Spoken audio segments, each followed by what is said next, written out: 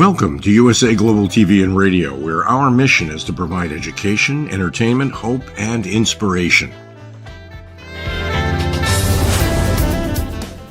USA Global TV and Radio connects you with experts and audiences all around the world every single day to help you succeed in business and to live a richer life. Visit us at usaglobaltv.com to learn about career and life-changing training and mentoring programs like the Listening Mentor. Subscribe to our newsletter to stay informed about our special programs and offers. Discover how you can become a guest on one of our shows or a host or producer of a USA Global TV and Radio show of your very own. That's USA Global TV and Radio, where the doctor is always in.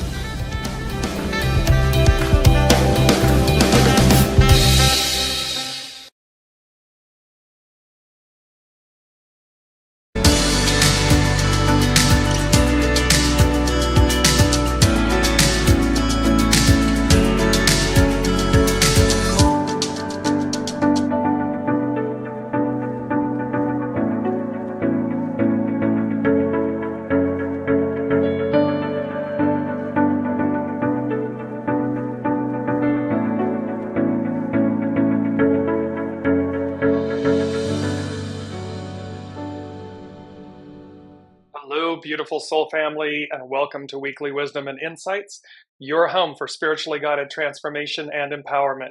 I am your host, Dearjames, and together with the Unseen, Spirit, Source, and Symphony, we look at the current energies, receive the intuitive wisdom and guidance, and we elevate. We go as guided. Powerful message, powerful energies this week. Truly chock full. I mean, I'm just going to show you the notes, chock full for this episode. So we're going to jump into it right away because there is so much to get to. And bear with me. You're going to see, we're going to advance forward, and then we're going to project forward, and then we're going to come back to the present moment, these present eclipse energies, and how it's really setting everything up for us for the future, for the present moment and for the future. So, and the Unseen is having me be very methodical this week in this episode. So please bear with me with how they want the message to be delivered. And welcome everyone. Welcome Brigitte. Welcome Lorna. Welcome Alicia. As you know, as you're joining us, put in the comments, say hello, and then incorporate your comments and questions. We'll do that into the broadcast. So first thing the Unseen said, welcome Jennifer. The first thing they said is, I kept hearing the lyrics, nice and easy. Nice and easy. And it's from Proud Mary, Tina Turner, her Proud Mary. And I'm going to be putting on my specs a lot in this episode. Now, John Fogerty wrote from Creedence Clearwater Revival. They wrote and recorded the original. And the point here, what the Unseen was saying to us is, we're going to go slow and easy with all of this information. And I realized this morning when I was looking it up that there was a second meaning. And what the Unseen is saying to us about these changes. We're going to go slow and easy until it's not. And if anyone knows the Tina Turner version of Proud Mary, it begins very slowly. It's a very beautiful, rhythmic, she's speaking. And then as she says, we finish rough, meaning it's very loud and proud and electrifying and so forth. That's what the Unseen is also saying. So, John Fogerty said, I wrote the song about a mythical riverboat cruising on a mythical river in a mythical time. Perhaps the setting was, quote, back in time on the Mississippi River. It was obviously a metaphor about leaving painful, stressful things behind for a more tranquil and meaningful life. That epitomizes what the Unseen you all have been with us on this journey, myself, the Lady Jacqueline, almost 2 years now. And that's what they're talking about, this leaving behind a painful, stressful life for a more tranquil, meaningful life. That is the message. And so we're going to go slow and easy. They're going slow and easy with us, but until we speed it all up. So that's the first message. I'm going to bring in the overall theme. Let me just bring that up really quickly. Divine patience and grace, a higher calling at hand. And so this is the other aspect. So with this, about leaving, the painful, stressful aspects, that life behind for something much more liberating and good, there's also this other message, very powerful message, that divine patience and grace, because a higher calling is at hand. And this is what they keep saying to us. The unseen keeps saying to us and readying us and advising us and guiding us and directing us to let go of the past, let go of the dense or more dense energies, because there's a higher octave. As above, so below. There's a higher calling, a higher octave, a higher opportunity.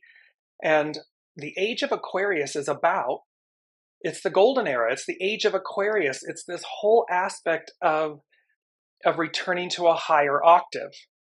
And that's the main message. And it's certainly prevalent with these eclipse energies and everything and going forward. And so with that, there are two aspects. So the first thing they said to me is, and this was like the unseen, it was like the Great Father, the way this was received. It was like the Great Father speaking.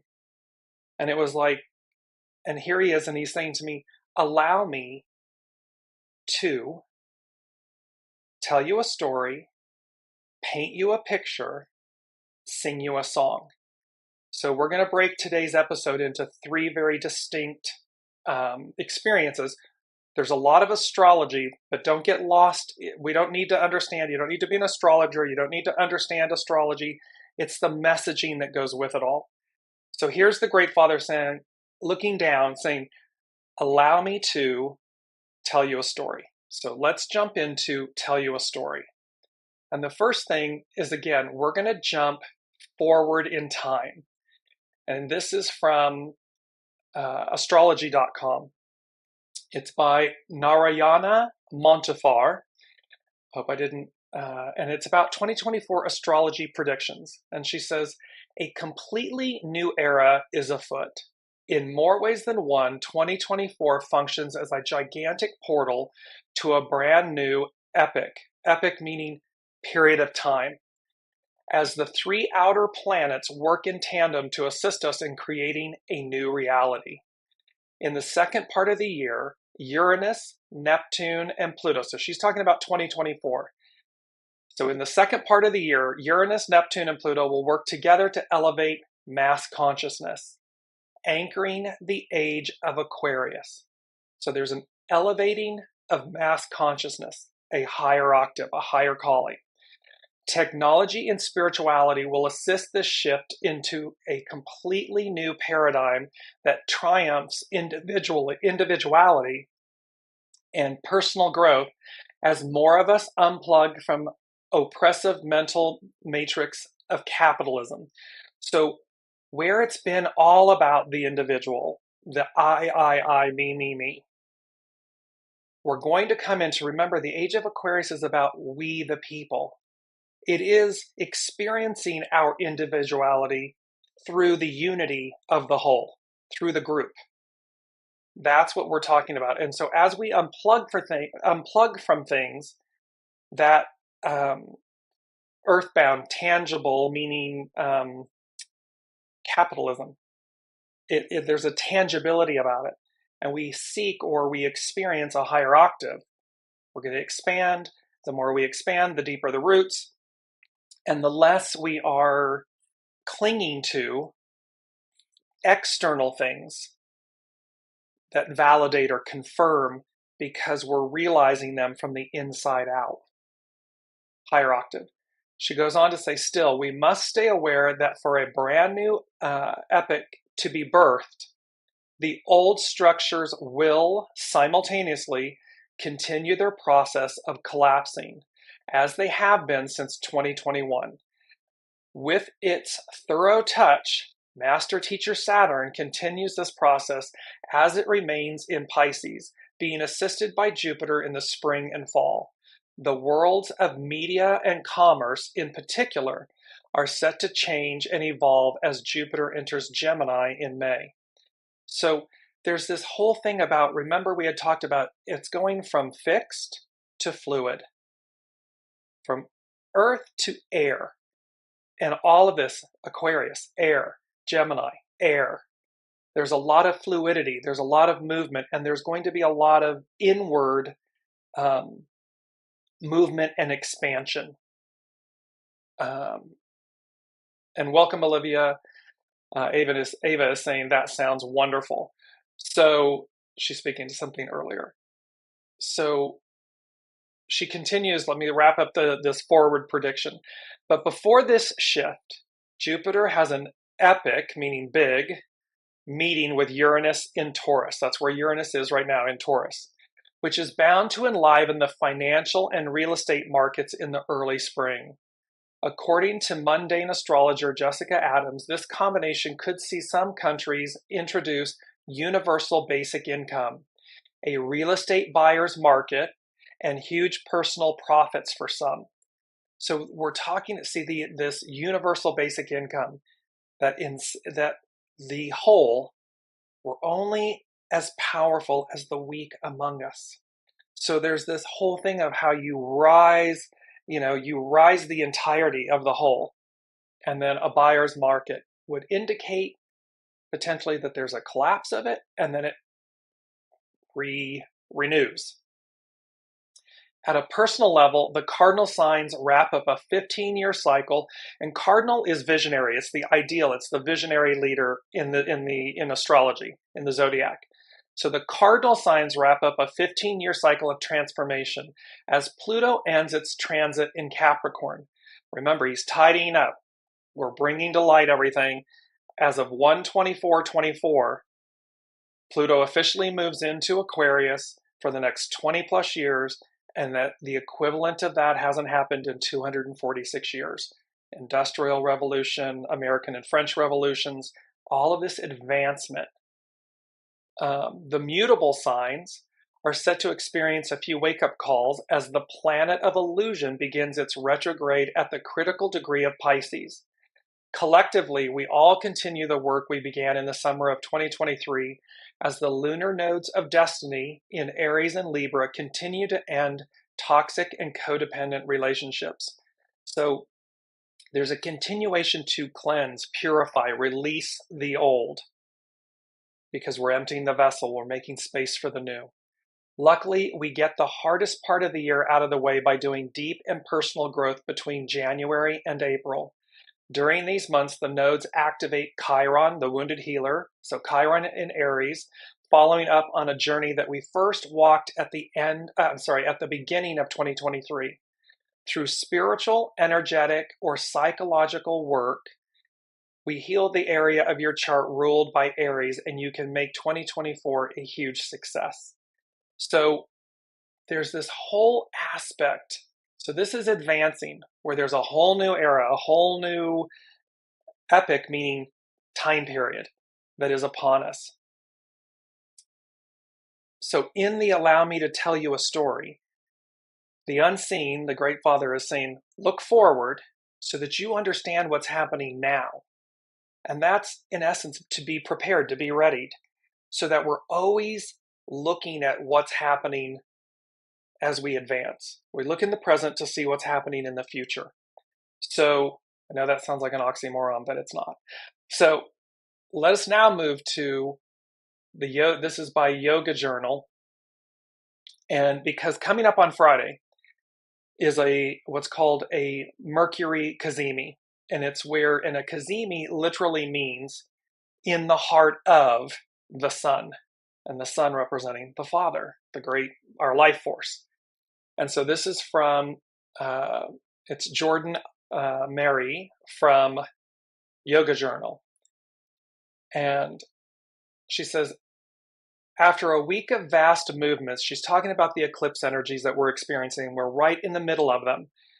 We had the first one on the 14th, the next one's on the 28th of October.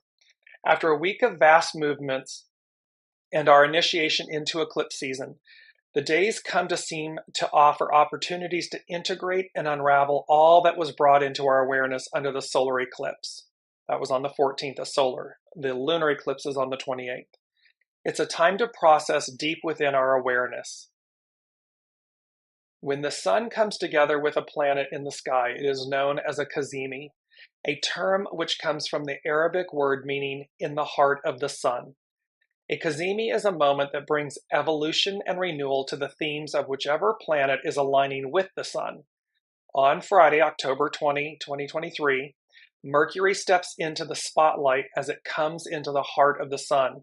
And Mercury is going to be very, very prominent in all of this week's energies and so forth. The sun represents our consciousness, awareness, spirit, and self-identity. Mercury represents our minds, mental processing, learning, and perception.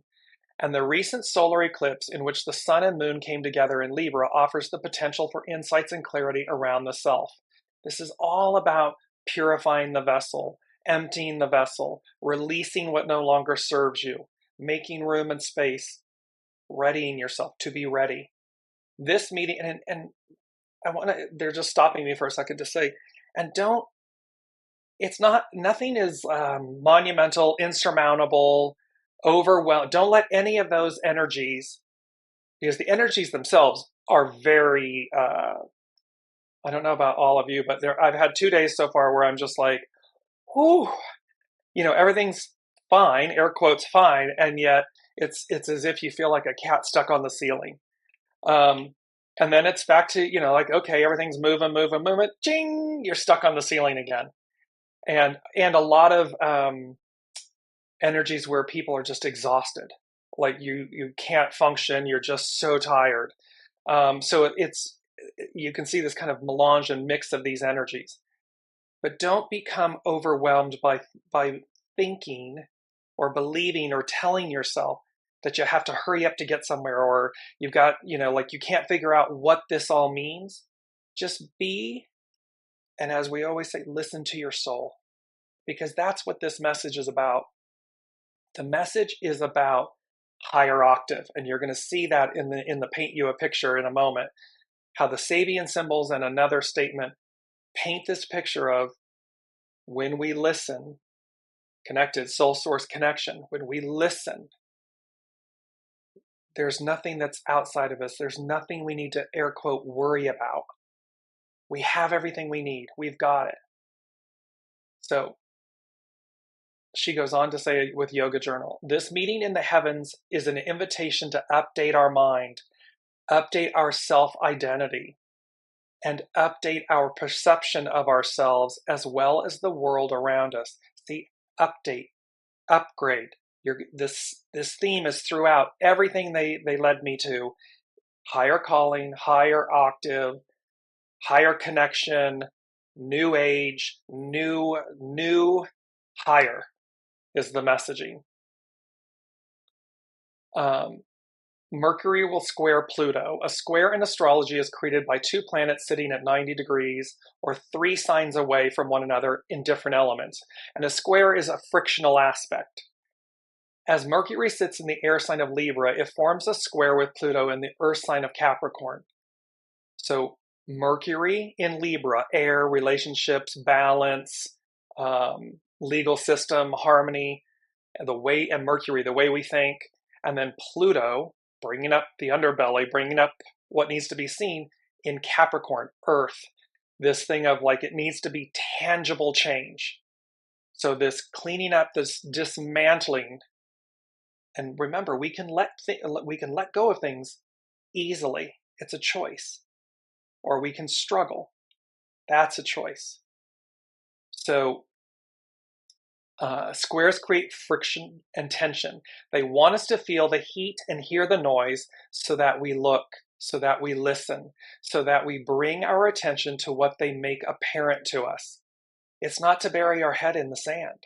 It's not to ignore and deny.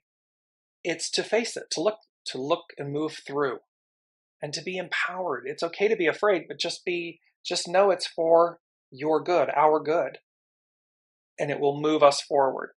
Pluto represents the corners of the self waiting to be known, waiting to be accepted, waiting to be integrated.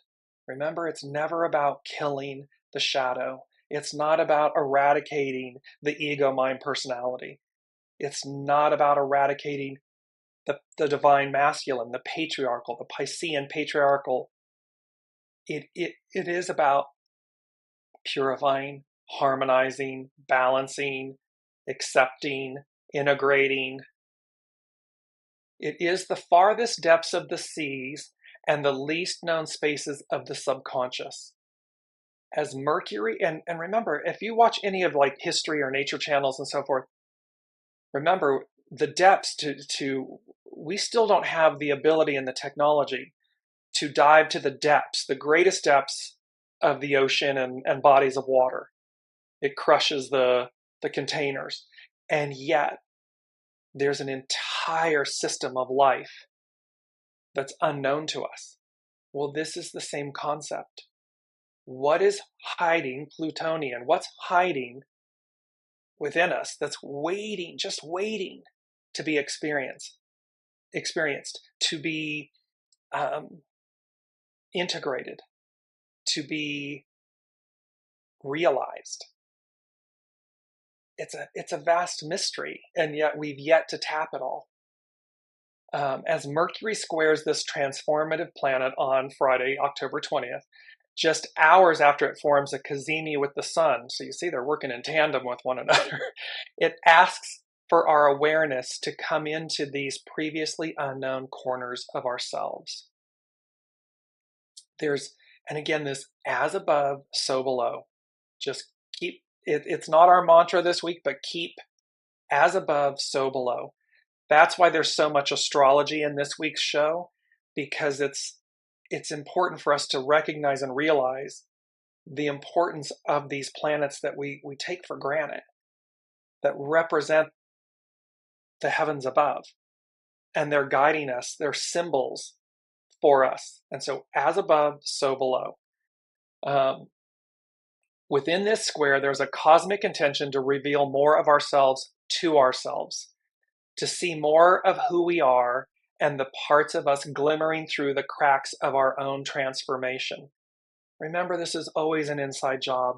This is always for us, not to us, for us.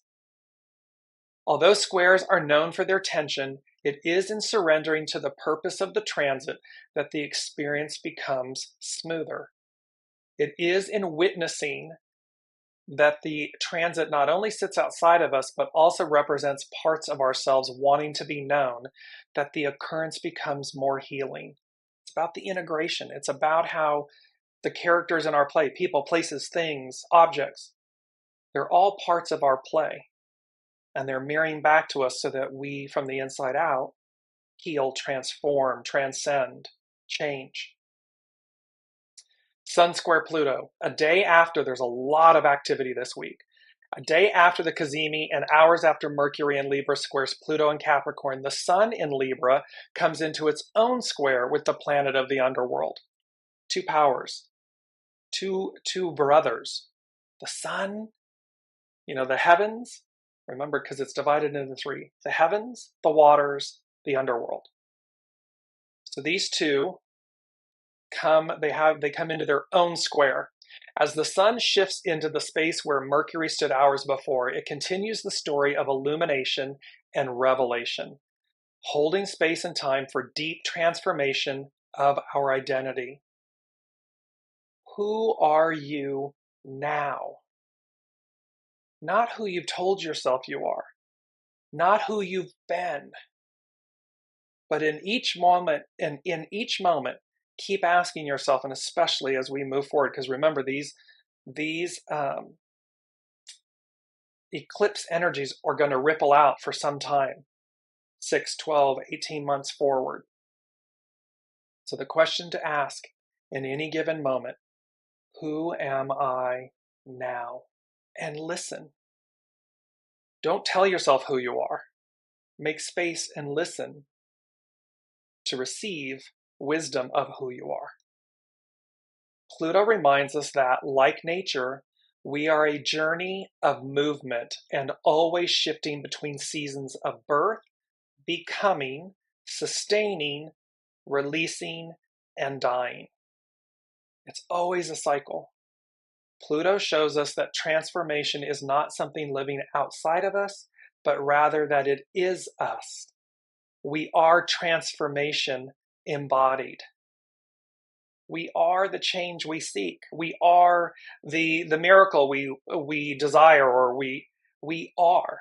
It's the magician in the tarot. It's the fool in the tarot.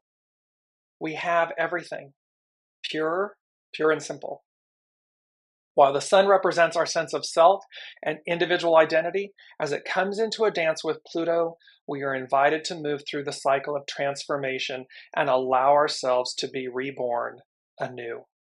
And when we look on the world stage and we look in politics and governance and institutions and businesses and everything, you're either stuck in the past, you're stuck in an identity, you're stuck in a way because you don't want it to change, and yet we're the embodiment of change, we're the embodiment of transformation, we're the embodiment of evolution.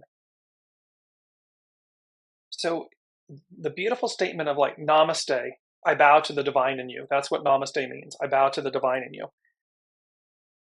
Bow to the divine in you of who you were.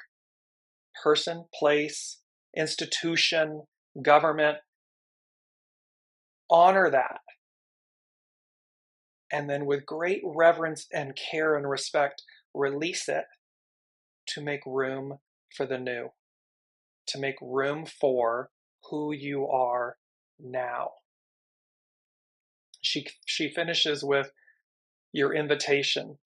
It is a week of illumination and transformation, integration and renewal. It is a time that asks us to refresh our browser in terms of who we know ourselves to be and to allow ourselves to be reborn again and again and again. It is a moment in time to do so through looking inward and allowing more of ourselves to be revealed to ourselves, to our awareness. It's about becoming. It's so powerful. She concludes with, listen to the voice from within, for it has much to share. Whether this voice is heard through journaling, meditation, yoga, or sitting outdoors, who within you no longer feels aligned, and who is ready to emerge? Powerful, powerful energies. Brigitte saying, I've been seeing it all unfold, and for me, I understand it, but for others around me and my family, they aren't seeing the bigger picture, and quite frankly, they think I'm crazy and don't care. Advice. Remember, to thine own self be true. So we literally sit, Brigitte, and this is for everyone, we are all at varying stages of evolution, transformation, transfiguration. So stay out of judgment. Don't judge yourself, don't judge others.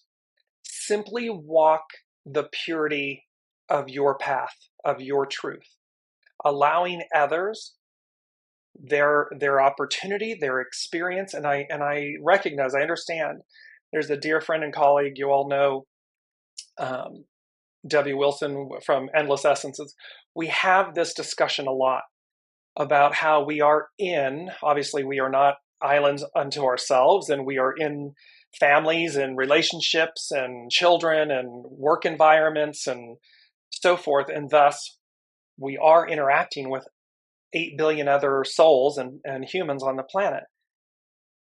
And, both the opportunity and the challenge in that.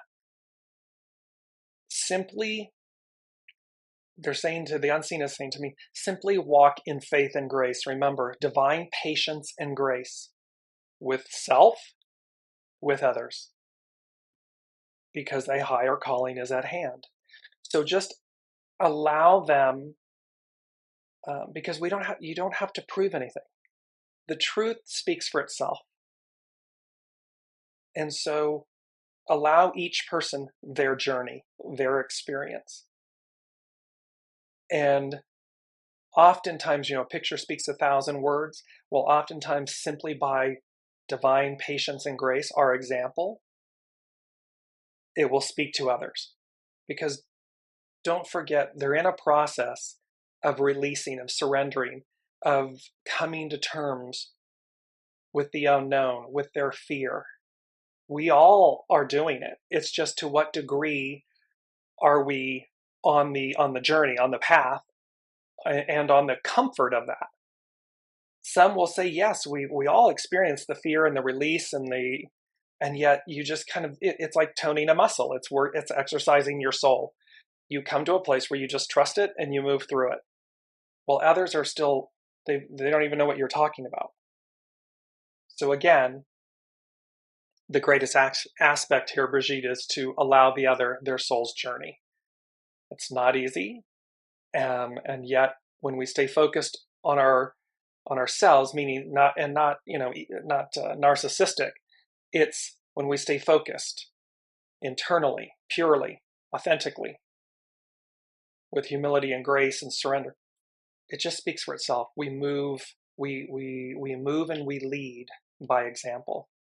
So next up is Pam Youngin's North Point Journal, and there is a beauty in what she's talking about. I'm going to share my screen here with you. This beautiful image of the eclipse, this partial eclipse, and she says we're the eclipse passageway. We are now in that 2-week period between eclipses when life takes on a surreal quality and we can feel adrift in time and space. It is as if we have one foot in the past and one in the future while we await the arrival of the second eclipse, the closing event of the current eclipse season, a partial but powerful lunar eclipse full moon on October 28th. Will hopefully help reinstate a sense of inner cohesion and stabilize our footing as we continue on our evolutionary path. Please note that although we usually feel the strongest impact of an eclipse around the date of its occurrence, eclipses actually affect our timeline for at least the next 6 months until the next set of eclipses occurs. Specifically, there may be events related to the themes of our October eclipses about 3 months from now. There's that first 4 months of 2024 from now, when the sun has moved 90 degrees, it forms a square angle to the degree of each eclipse. So that's going to happen on January 11th and January 25th of 2024. Finding balance amid controversy. See, Brigitte, amid controversy. As we move through the coming week, our ability to stay in balance is tested. Issues of fairness and equal treatment arise. People may be especially impulsive and reactive, and it can be hard not to take sides, even if we generally prefer to maintain neutrality.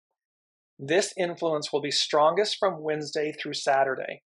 Over this 4-day period, the Sun and Mercury will align in justice-seeking Libra, and both planets will conjoin the karmic South Node. South Node represents for humanity what we're releasing. They will oppose controversy-stirring Eris, will be quincunx enigmatic Neptune, and then square catalytic Pluto. See, look at that, just that paragraph. Look at what's going on. As above, so below. So if that's going on upstairs, so to speak, look at what's happening on planet Earth. And we see it all in our headlines. This combination of planetary energies accelerates the news cycle and draws our attention to matters ruled by Libra: courts of law, trials, litigation, artists and musicians, partnerships and alliances, contracts and negotiations.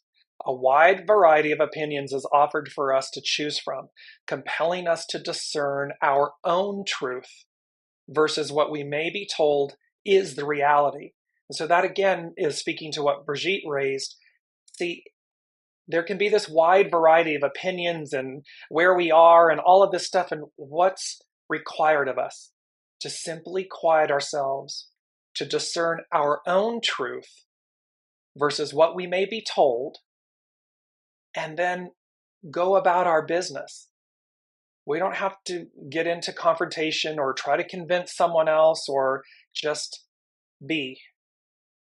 What has been hidden, and you're going to see how the moon, Pluto, and the moon in this chart coming up in the picture that we tell, what has been hidden comes to the surface, a disruptive but necessary process. Evolutionary directive. Since the moon's nodal axis is involved in the dynamics this week, this is a good time to revisit some of the evolutionary directives involved in having the north node in Aries and the south node in Libra. So north node, where humanity is going, south node, what we're releasing.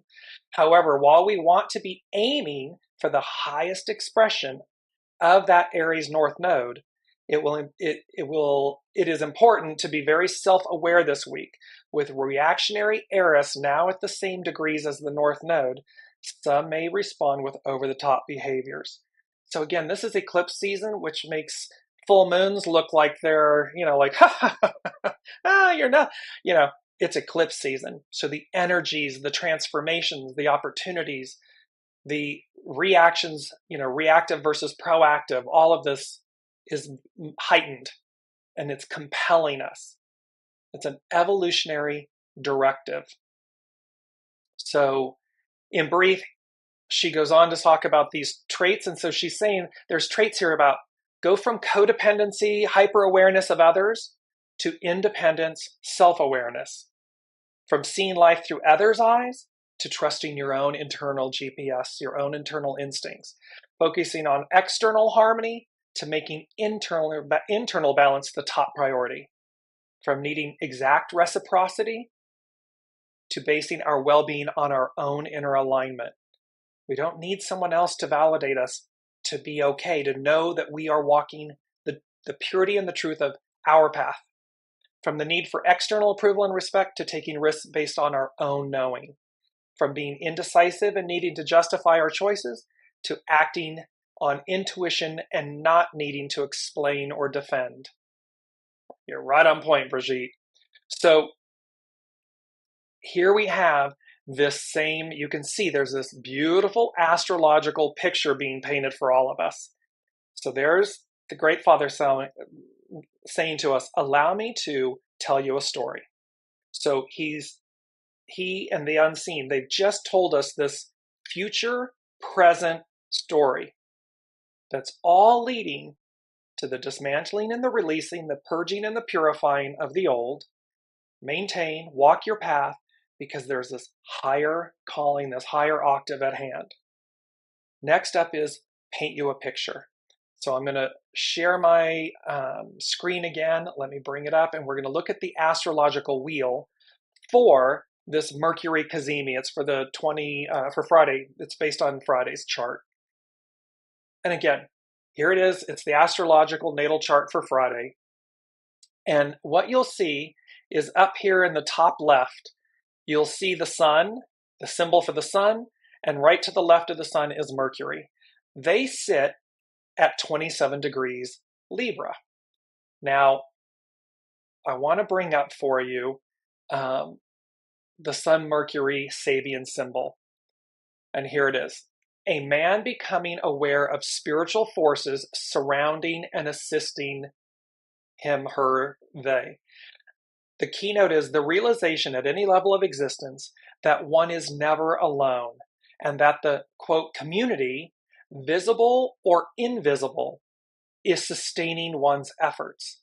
So we're coming into a greater awareness that our unseen community, we are one with. We are never alone. We are walking and have always walked with our soul source connection, our GPS.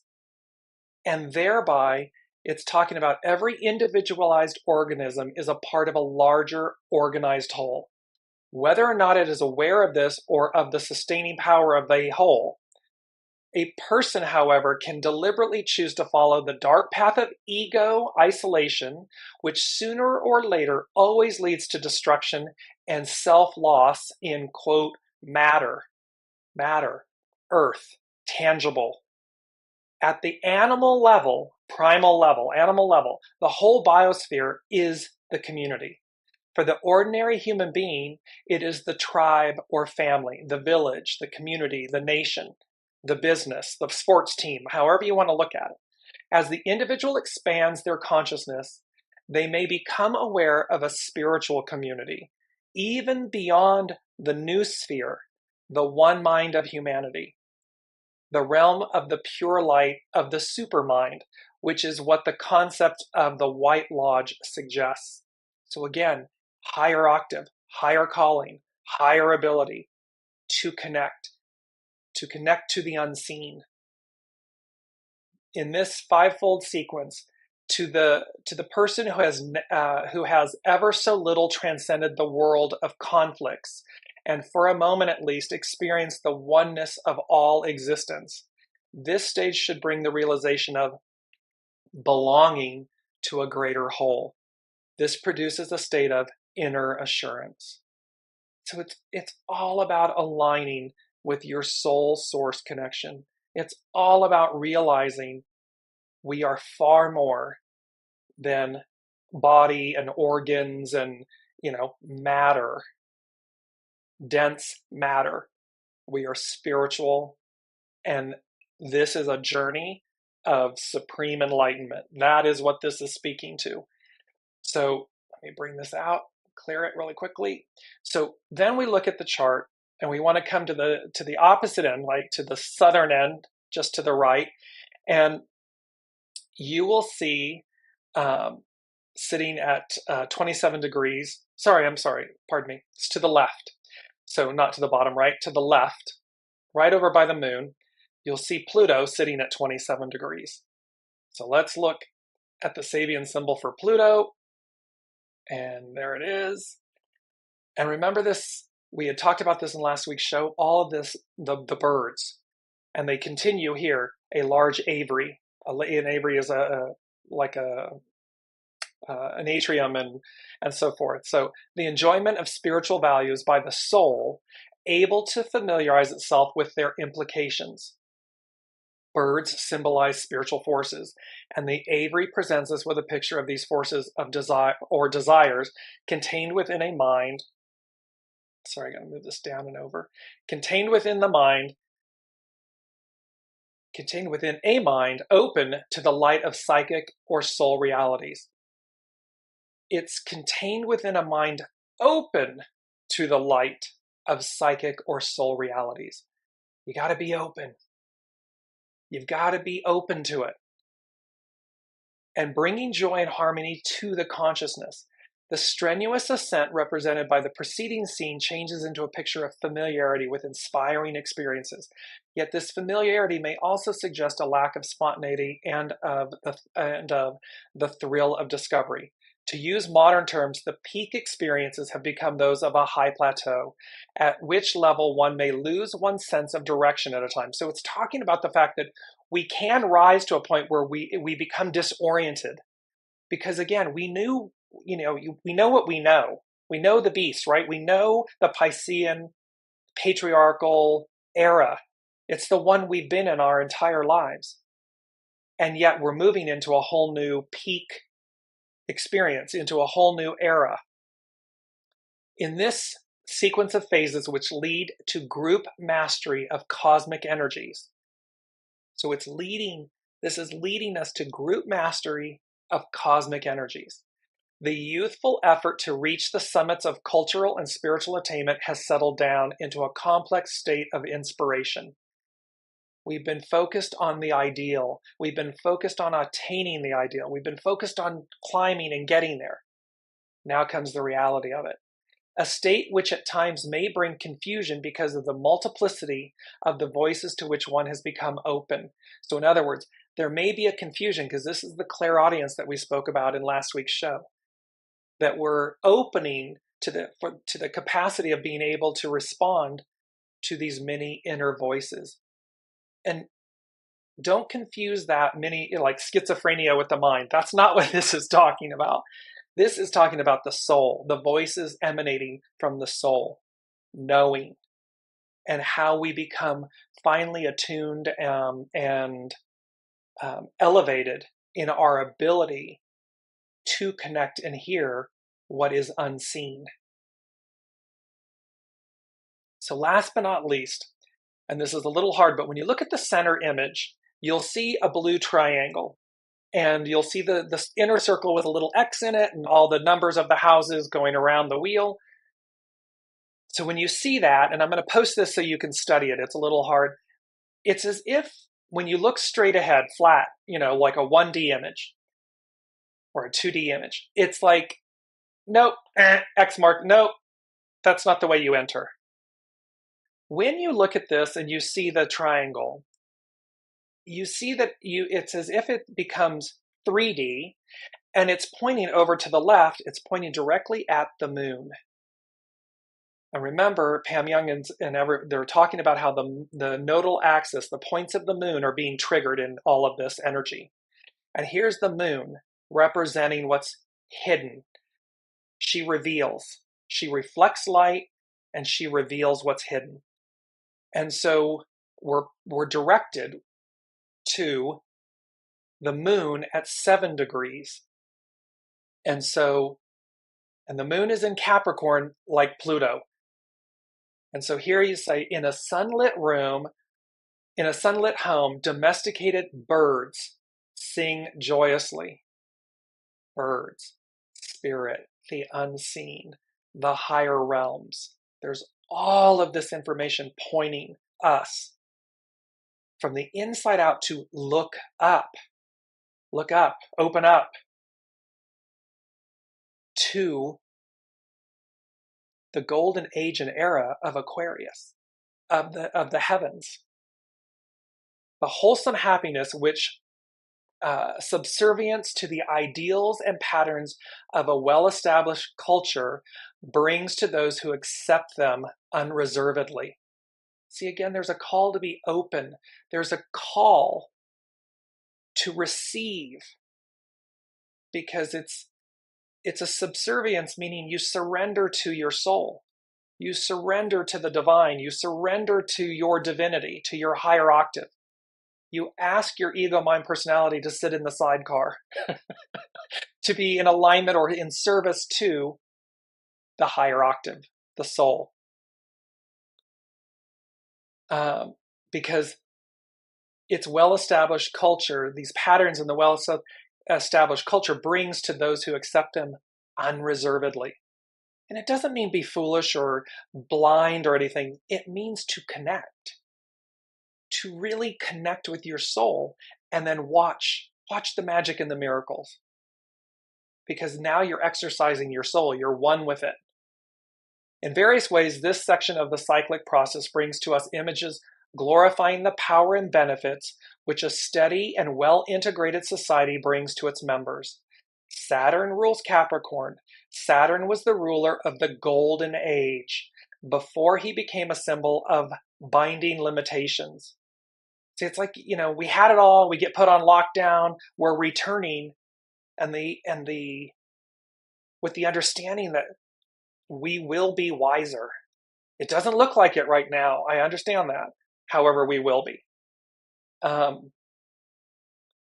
So he, she, they who accepts willingly, or even better, takes for granted the value of these limitations, can lead a serene and happy existence, whatever their social status.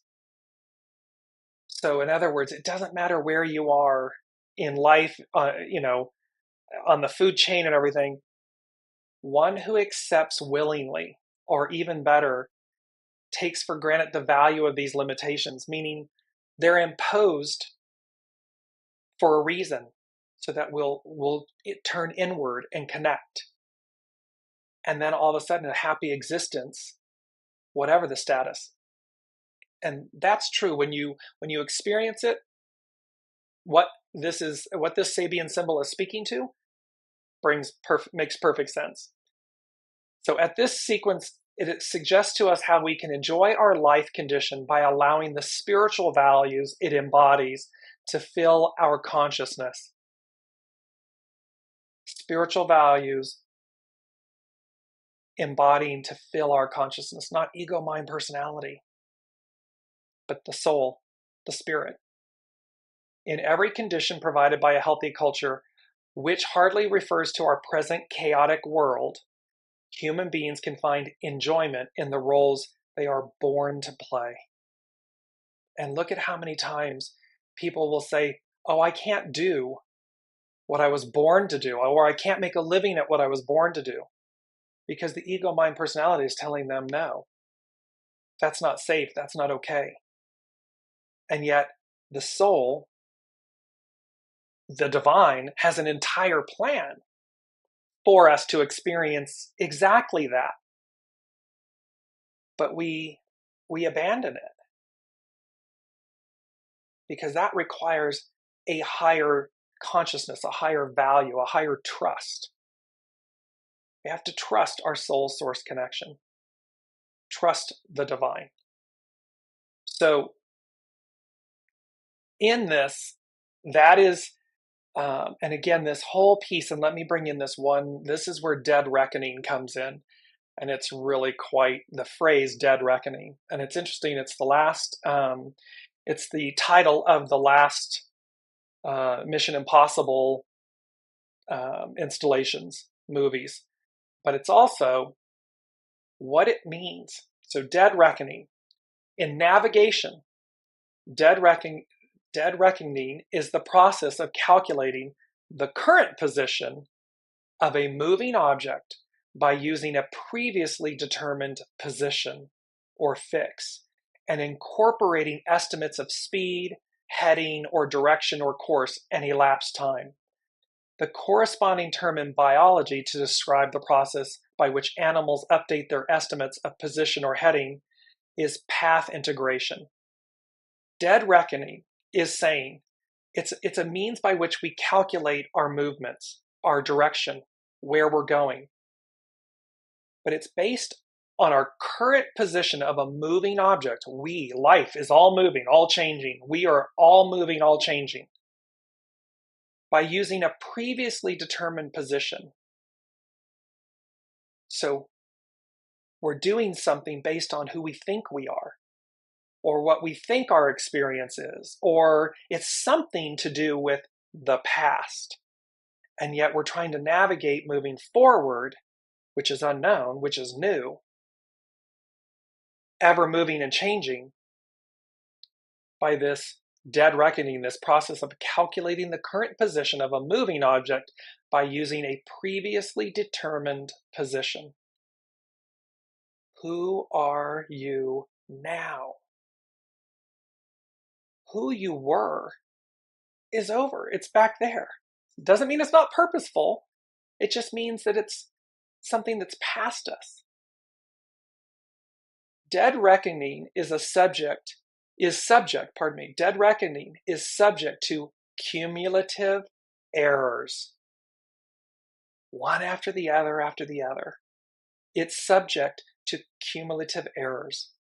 Advances in navigational aids that give accurate information on position, in particular satellite navigation, using the global positioning system, have made simple dead reckoning by humans obsolete for most purposes.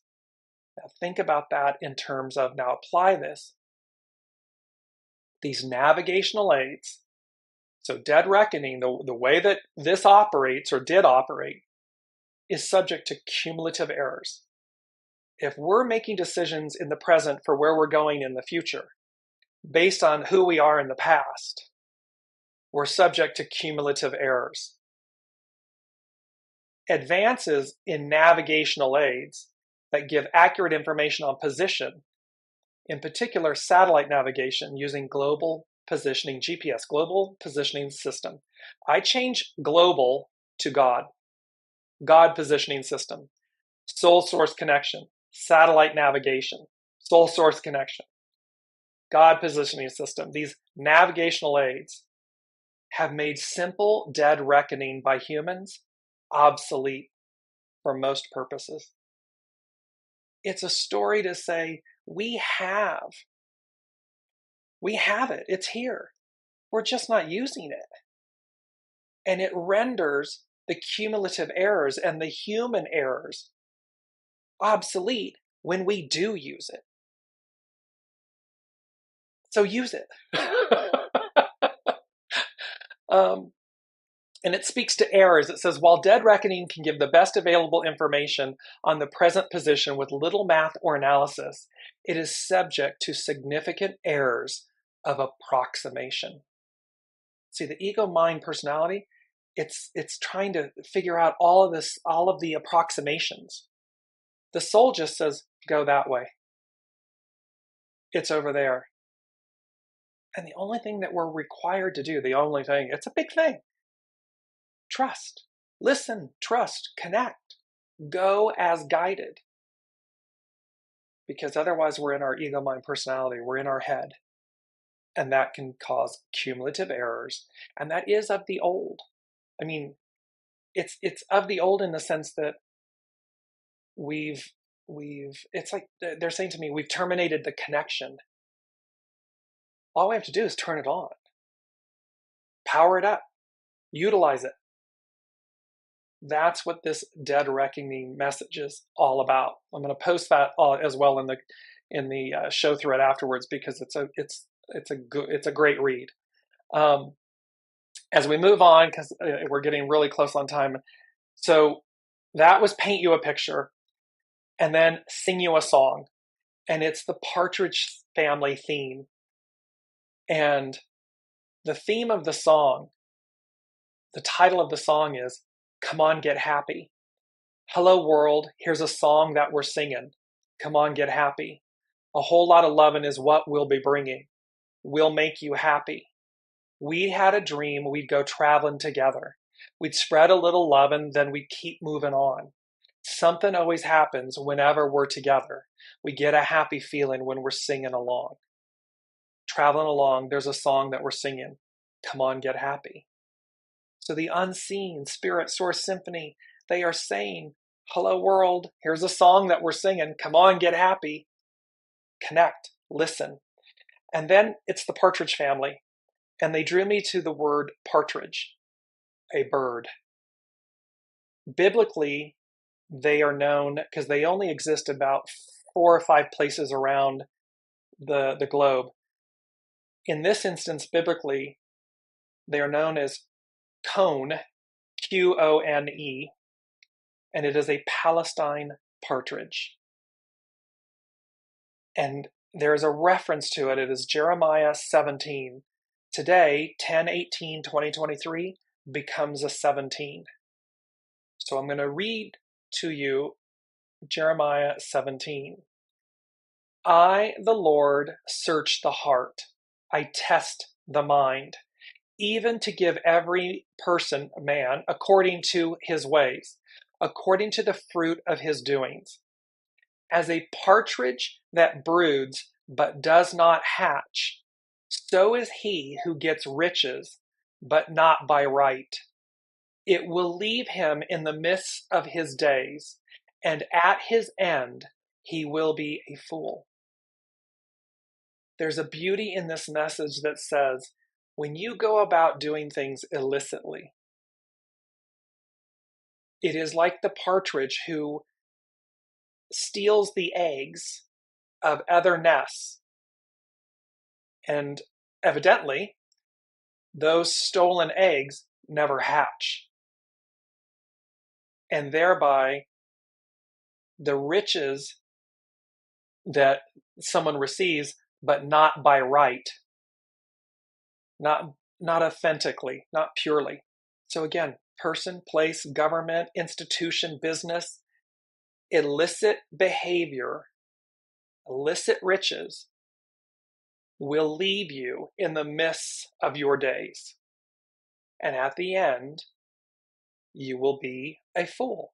And so it's like there's a message here again of look to the look to the past, see what you're doing so as to course correct in the present moment now. Make the choice now to change so as to not be a fool in the sense that you thought you were going to get away with it, because the world is showing us the current energies. Remember, they were talking about the news and media and so forth, how rapidly it brings to bear these judgments. And judgments just, what's the energy of what you did. So that's there. The second thing they said was, hark the herald angel sings, hallowed be thy name. So we had one of the shows was Hark the Herald Angels Sing. A herald angel is an intermediary between God and mankind that relates important news to humanity about upcoming events. So hark the herald angel sings, and what they're singing, what the herald angel sings is, hallowed be thy name. And then I heard, thy kingdom come, thy will be done, on earth as it is in heaven, as above, so below.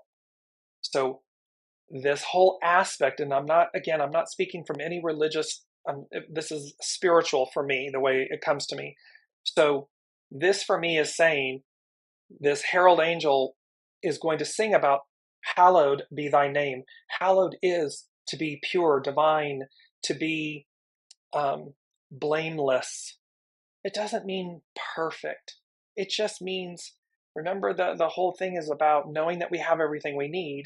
And so are we consciously do no harm? Because if we're harming, it's a fool's errand. It's not going to fly anymore. It may look that way, but it's not. You can see it. It's all crumbling. The third thing they said was divine intervention. Prepare. Be prepared. And I asked, okay, well, what does that mean? Prepare. So divine intervention, prepare, be prepared. What does that mean? And they said, a readiness to receive. Be open, empty your vessel, love, receive. So to be prepared, prepare and to be prepared is a readiness to receive. If there's no space within you, if there's no space for the new, if there's no space for you to receive, you're not ready. You're not open to it. That's the moral of that story. Lastly, number 4, they said, seeing is believing. Blessed, and then this comes from Master Jesus. When he had arisen, Thomas, the Apostle Thomas, was absent. The others told him about the return of Master Jesus, and he didn't believe it, which is why he's known as Doubting Thomas. So they're saying here, seeing is believing. And then Master Jesus said to Thomas, blessed are those who have not seen and yet have believed. So it is a beautiful aspect here to remember. Seeing, believing in the unseen, it's about believing first. It's about opening ourselves to it. And then you'll have your experiences, your affirmations, confirmations, your experiences with it, which prove out, meaning, oh, I've seen it because I know it exists. It's occurred. That's what they're talking about here. And last but not least, it was number 5, and it's a proverb. And it's, all good things must come to an end. That's the proverb. What they're saying, though, is they said, all good things must come to an end. It's what comes next that matters most. And then I saw the image of the Wheel of Fortune and the World card, meaning, so all the good, all the greatness, the good and everything of the Piscean patriarchal era, 2,000, 300, 400 years, all good things must come to an end. It comes to a conclusion. It comes to an end. And then they're saying it's what comes next that matters most. because it's yet to be revealed and it's new. And thereby, we receive that when we're ready, when we're open to receive it, as the Sabian symbols are speaking to, as all of this is speaking. That's what's taking place here. I just want to bring up, I'm mindful of the time, so I just want to bring up so that you'll see these all again. I'm going to run through them very quickly. Our main theme, divine patience and grace, a higher calling at hand. Our mantra, my soul knows the way. Just keep saying to yourself, my soul knows the way. And then empty your vessel, make space, open to the divine, open to your soul. I'm going to post the main energies. Here they are. We have, again, double tens. And look at, it culminates in the 17. Follow, show by example. And this beautiful piece of, and the 1 and the 7 become an 8. And notice as well, 18, 7, 17, 8. So these 7s and 8s, the 1s, it's all about unite, coming together. 2024 is an 8-year coming together, meaning from the inside out, from the individual to the collective, uniting, coming together. Our astro influences, the ripple effect. These energies of the eclipse and everything, they are powerful. They are going to ripple out, and it's the ripple effect of these energies. Beautiful quote. A man will be imprisoned in a room with a door that is unlocked and opens inwards, as long as it does not occur to him, her, they, to pull rather than push. This is a quote from Ludwig Wittgenstein. And the point is, see, it's a self-imposed prison because we don't stop to realize, oh, the door opens inwardly. Oh, it's through the inside that I liberate myself, I free myself. So you'll remain imprisoned until you realize, pull, don't push.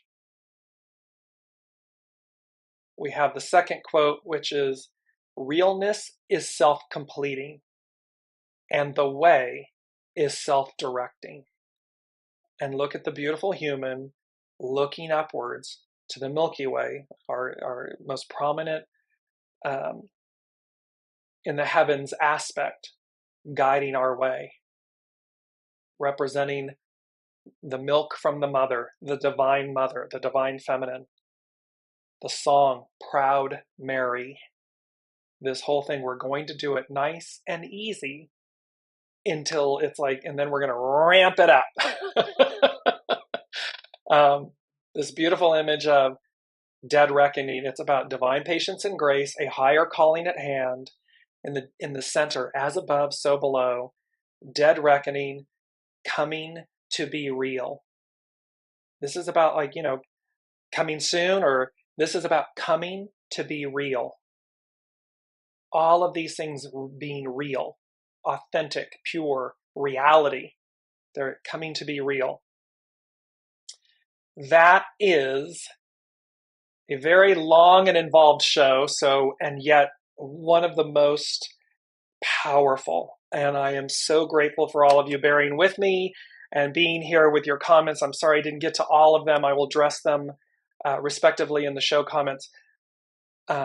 It's a powerful, powerful time. And I will leave you with this. Nurture yourselves from the inside out. Trust yourselves from the inside out. And know that in unity with the unseen, there isn't a greater aspect that has your back than the unseen. So go forth and conquer with that wisdom and that assistance and that mindset. It's not outside of us. It's not matter, M-A-T-T-E-R. It's what's within us that matters. It's what comes next that matters most. I love you all. Thank you so much for your grace and your patience in this elongated episode. And I look forward to seeing all of you next week on this continued journey as we approach the final eclipse of October. Much love to all. Be well.